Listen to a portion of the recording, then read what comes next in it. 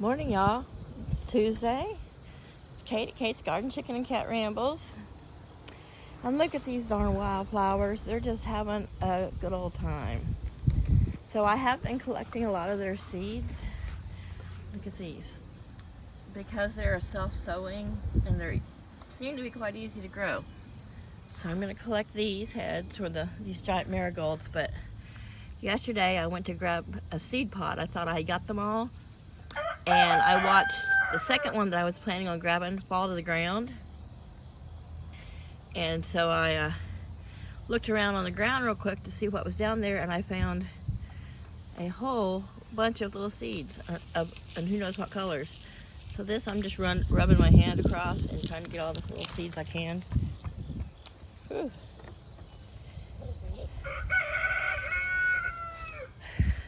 Because I love how these 4 o'clocks have performed. And like I said in a previous video, when I was spreading the flower seed, I saw bunches of little dried out black things, and I didn't know what they were. I mean, there wasn't a ton of them where I was like, oh wow, I'm gonna have a lot of whatever that is. But they're obviously one that the chickens didn't like to eat. So I'm putting these in my pocket right now. Chaos is inspecting my Red Bull. So his training is coming along pretty well, and he did everything this morning he needed to, but he forgot to let Laddie out because Laddie was in the quarantine coop. Last of the Cosmos is making some little bees happy. We're getting some rain last night. It was really windy and there was a chance of more rain than we actually got, but it was starting to spit rain outside, and so it was about hour before bedtime. So I scooped him and put him in there, and he had a snack, and I think this morning Paul let him out. Normally Laddie will meet you at your vehicle or at the front door. He just didn't realize or forgot that he was in the little coop. Look at this. I love red. Beautiful little moss rose. So yeah, I looked out the bathroom window a while ago. I saw the 4 o'clocks were closed up. I've been sleeping in for the first time in years because if I'm not up to do it, Paul's more apt to do what he needs to do. So anyhow, talked with my brother and my sister yesterday. It was very emotional. My brother's younger by about almost 4 years, and 3 to 4, yeah, right at 4 years, but we're really close, and he knew what was going on a little bit verbally from me, and my sisters were telling him what was up and what her and my nephew and my cousins were planning the rescue, and my brother wanted to help, but he's very he's spent a lot of time. He was in the military for a while, but he's very much okay. What's going on? Explain everything. Make sure I know everything that's going on, and then let's make a plan and methodically do stuff. I think some of it's left over from being in the military, but he doesn't do emotions. I mean, he doesn't want, and I try not to do emotions around him, but this is my younger brother. So we talked a bit, and it was probably good that I got things off my chest and he heard it. But anyway, so it'll probably be a couple weeks before I'm gone. They've got everything ready. Probably one of my cousins, Fancy, she's going to fly one way out, rent the vehicle, and then we'll tag team drive across the country. And look at that. You would think that the mother plants are all dead and yucky, and I haven't been watering them. And here we go. Here's the wild adventurous cucumber. And look what it's doing. Still here, almost in mid-September, and making little babies. This poor thing doesn't know if it's coming or going. I'm going to let it do its thing. Who knows what I might end up with in the next 2 weeks. Oops. So, those are really looking kind of leggy and ugly over there. I'm going to put these, y'all don't let me forget I got these tomatoes in my pocket with the seeds. I don't want to drag my seeds out, and I don't want to throw my seeds to feed the birds. Yes, guys, I see you watching me. I got you some cherry tomatoes. there's been a really good thread going to Backyard Chicken Lovers. It's a group I'm on Facebook, and I made a comment, and it's got like it's got, I don't know, over 600 likes or comments to it. And I didn't think I was being that funny, but a lady who's a new chicken owner said, I know that, roosters don't have a penis that protrudes out, and I've watched my rooster mount my hens. I'm just curious of how that works, how he gets the sperm in there and how he fertilizes. And hey boys, come here, we got maters. Come on. Doug, Drago, I'll throw him over there. That way you don't have to fight Daddy for him. Woo. There goes Drago running over. Doug's like, I want one. There's 3, so hopefully the young boys will each grab one and take off with it. There's Chaos following me around, escorting me. Laddie, so he was in the coop probably, 2 hours longer than usual with food, mind you. I thought, oh my goodness, he's probably thirsty. No, he didn't run out to get water. He ran out to get cat food. And he makes a mess, and luckily the feral cats come over, or maybe possums at night too, and they eat all what he spills. But tucked up on the porch, on the corner in one of the steps up there, is a little bowl that Paul put it in for Chaos. Look at him. Laddie-roo. I told one of the stories about you on my chicken group, and they all just cracked up. They thought it was hilarious. So anyway, people were giving her, what they call it, the Coquia kiss, and how that, the rooster backs his male parts.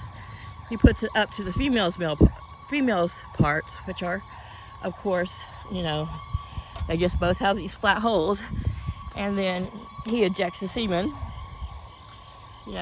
onto her parts, and if she accepts the semen, or a female chicken, if she doesn't think that's the right rooster for her, or that she doesn't favor him or want to reproduce his babies, she can push his sperm right back out, and he ain't fertilizing anything. And Laddie, of course, I've never let him raise babies. Oh, he's got, oh my God, look at it, so funny. Look at his little junky, these feathers. Ooh. You can't see him now. He turned kind of there on his right side, my left, hanging off of him. Mama gonna have to pull him off. But anyway, they were talking about it. People were making little humorous comments about, chicken sex, I guess. And I'm like, well, my rooster has a fetish for Crocs, and he, no babies yet, but he does have a favorite hole. I said, I wish it worked. I could use a new pair of Crocs. And I guess it struck people as so funny. Looky. Oh yeah, and you got a little shavings in that one. And a little shavings in this one. If I wanted to take Laddie with me feather by feather, I might be able to do that. Sorry, my nails look gross. I just was pinching off the heads of those seeds and tomatoes. And yeah, but it was cute. It's funny. And everyone was just cracking up. One lady's like, oh my God, that was so funny. I almost dropped a full vial of insulin on the floor. And they're like, oh my gosh, we'd love to see that. Well, you never know when he's going to feel a little randy with. I said, well, it's the periwinkle ones he loves. But yeah, he has this is his favorite hole. But I guess they thought that was funny. I just like, yeah, he got his favorite hole. Wish it worked. I could use a new pair of Crocs. But yeah, he's and I got a picture. I put a picture of me and him on out there. Yesterday morning, I was still feeling some of the after effects of my C word. Or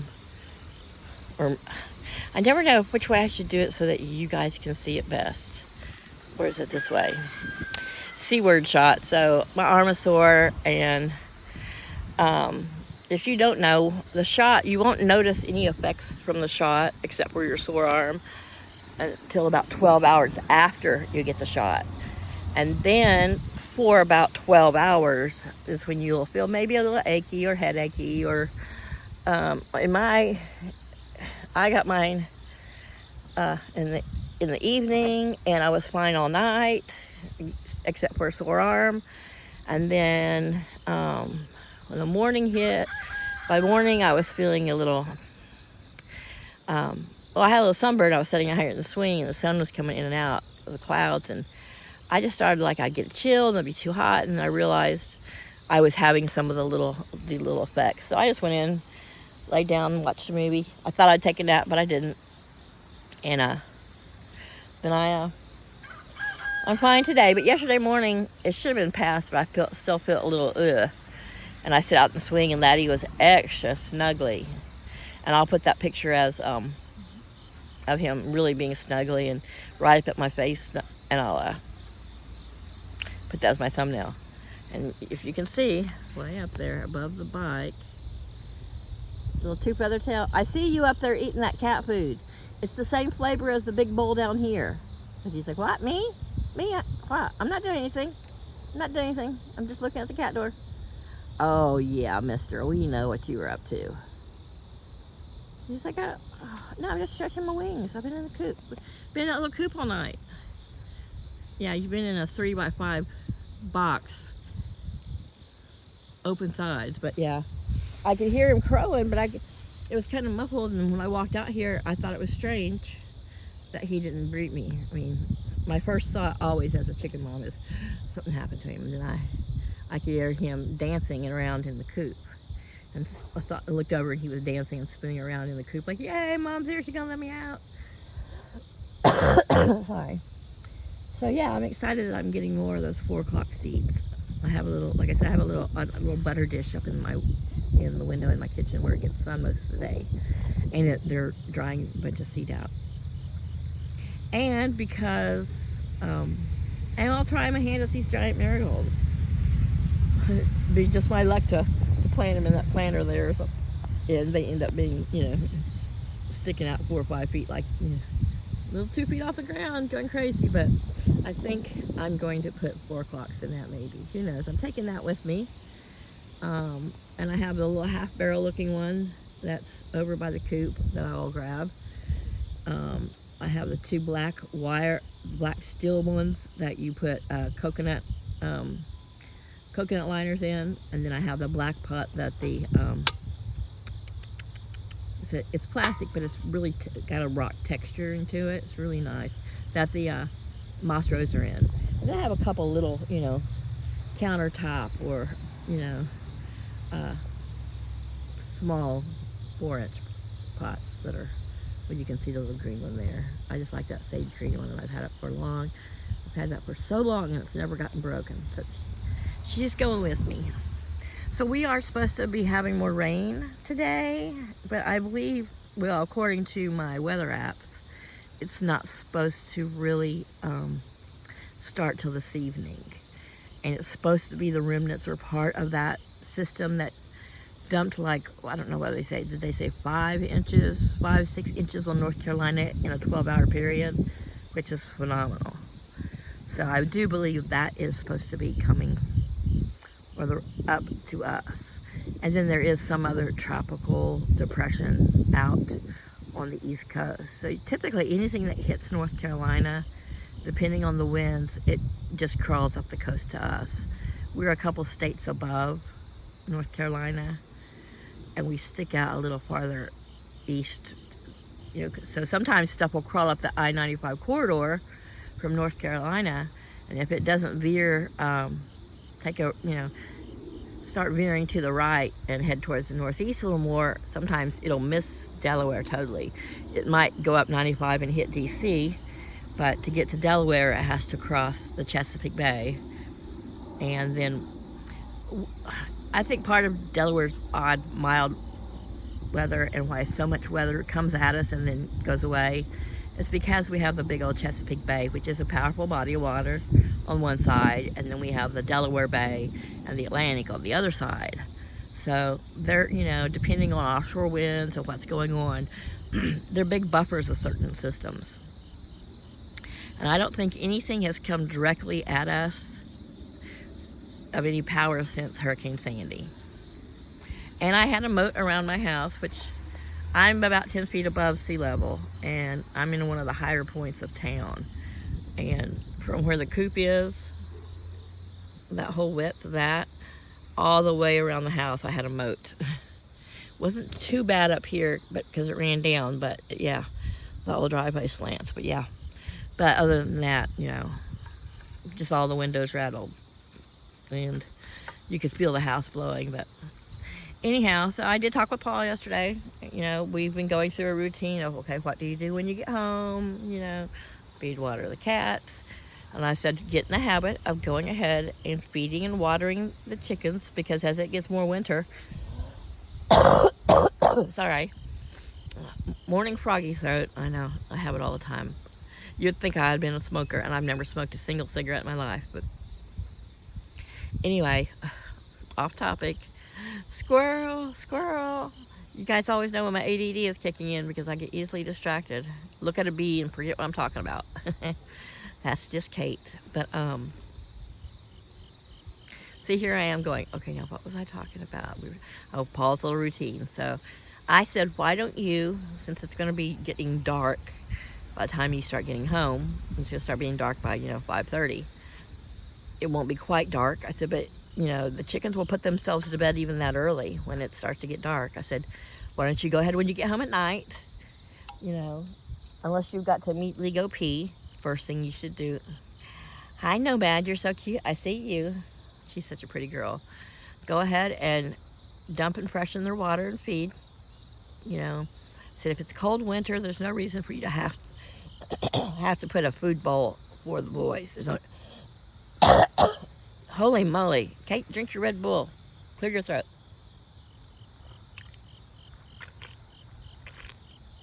I was slurping loudly on purpose. See what Nomad's doing. I said, but that way, in the morning, if you're pressed for time to get to work, you don't have to try to squeeze it all in. I know on a good day, I've tried to do that when I was working, it was like, oh, what's too much?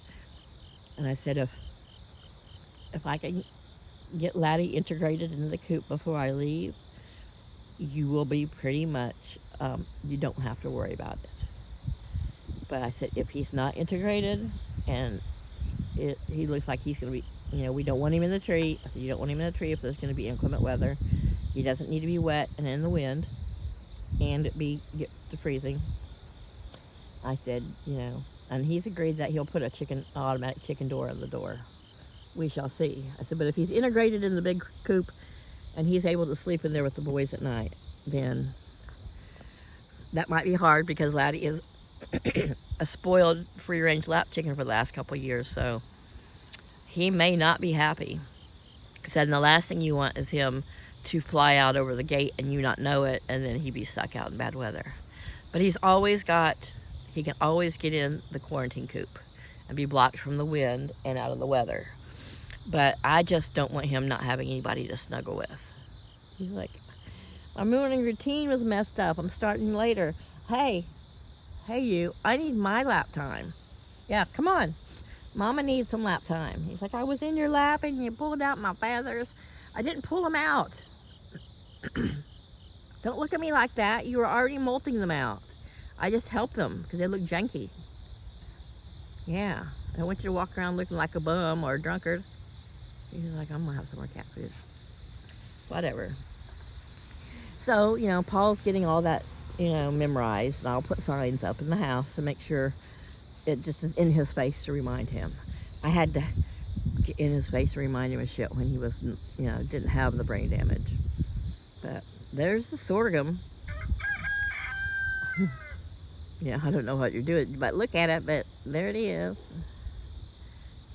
So there's Nomad. She's probably going to get a drink of water. She's like, I was going to have a snack, but that feathered cat over there isn't. So yesterday, a couple times I walked over to my neighbors. I just had to have the release, and sometimes I got to get out of the house. I don't even look at Paul. And the house, half the house is so dark because the overhead lights don't work. Whole other story.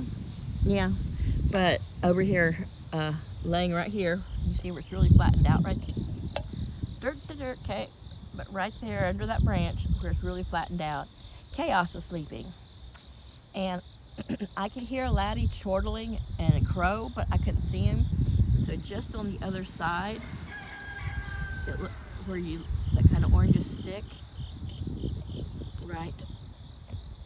Let me see if I can get my finger to show it. Right back behind there, in that little cove of weed trees, was Laddie, and he was sitting down. So he and Chaos were side by side, and the only thing that was separating was that little bit of dried grass you see there in the middle of the stream under this right there. Yeah, point my toes. I still have a really good. When I was in ballet, I was told I had really good feet. But anyway, and that's when, on point, your knee and your body are out, are past your toe. It's a straight line, and when your legs are straightened, you are more this way. Anyway, whatever. Stupid ballet terms. But anyway, somebody just crawled under my booty and I felt them. It's not the rooster. Who's under the mama's booty? It's Chaos. So anyway, oh, here he comes. What? Chaos is getting attention and I'm not? You turned around, you're not looking at me. Look at me, look at me. So anyway, I think things are going to work out. I had a big deposit in his account yesterday from one of his money laundering chicks. And he went and got cat food plus, I don't know, a couple $1,000 in game cards for whatever. It's her money. Well, she's got the kind of money to put that in your account. She can buy her own game cards. He just looks at me. I'm like, you do understand this is money laundering, and one day you guys are all going to go down. Whatever. But I said, you do understand that I'm going to be gone within probably 2 to 3 weeks. And he's kind of looked at me. He's like, well, I'm getting you a car. I'm like, you've been saying that for a year, for 9 months. I gave you the whole summer. We shook on it. We shook hands. We made a deal. And you had no honor, and you didn't. He's like, I said, you know I'm leaving, so why are you going to buy me a car now? I said, you're not going to wait till the last minute when my family's on their way and then say, oh. I said, and for one, even if you got it for me tomorrow, I am not going to drive a car I don't know and that I haven't vetted across the country, especially a used vehicle. I said, I'm like, so why bother getting me a car? I'm leaving. He's like, because I owe you one. Yes, you do. I said, and if you feel so strongly and you have that money, you just give me that money in lieu of the car so that when I get to Oklahoma, I can get something small and economical because I'm going to have to drive around the big city and I'm going to go back to work, blah, blah, blah. And I want to be able to, as I can once I'm back to work, hunt for a piece of property and be able to drive down to the southern part of the state where I want to live, at least south of Lake Eufaula. If you look at Oklahoma and the lakes, if you're even at all curious, a lot of lakes, but Eufaula is a big lake that kind of is, it's shaped funky, but my tribal counties start, like if you cut the lake in half going east to west, the bottom half is in my tribal counties, and the northern half, I believe, is the Muskogee tribe. Might be a little bit of the Muskogee and Cherokee tribal lands counties, but so anywhere southeast of Lake Eufaula down to the southeast corner of Oklahoma. But a small little economical tiny car would be perfect for me to have to drive around such a big state and look around and that kind of stuff. I said, I don't want a minivan, and I said that way, whether my family wants to agree to it or not, I would use part of that money to pay them back any monies they spent. Of course, they are very staunch in saying, no, your family. It's what family takes care of family, and you're in a bad place right now. And that's sweet, and it just reminds me how much I've missed and why I love them all so much. But I did talk with my older sister and said, a part of me that I can't explain why is afraid to live in the hub of the family. And there's a lot of different family dynamics and drama and stuff with our mother that that fueled my fear. And a lot of it I've worked through some therapy. But there's things that happen in your life and you just think you're a carefree child and you don't know any better or different.